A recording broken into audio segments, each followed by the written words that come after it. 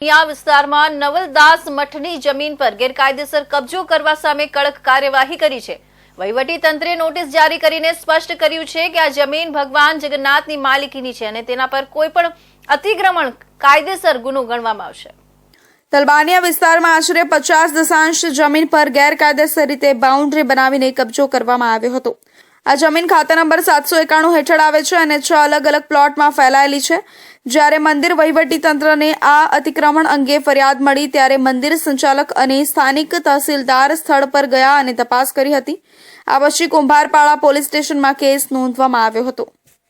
પુરીના collector Siddharth Shankar સ્વૈને જણાવ્યું હતું કે અમને માહિતી મળી હતી કે કેટલાક લોકો આ જમીનને ગેરકાયદેસર રીતે વેચવાનું કાવતરું કરી રહ્યા છે।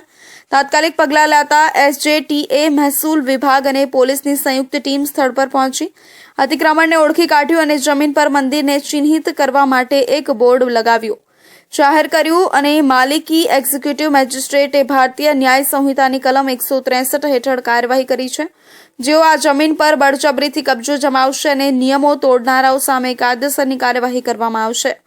પુરીમાં ભગવાન જગન્નાથની જમીનોને ગેરકાયદે અતિક્રમણથી બચાવવા માટે વહીવટી તંત્ર કડક પગલાં લઈ રહ્યું છે। આ કાર્યવાહી દર્શાવે છે કે સરકાર અને મંદિર પ્રશાસન કોઈ પણ પ્રકારના અતિક્રમણને સહન કરશે નહીં।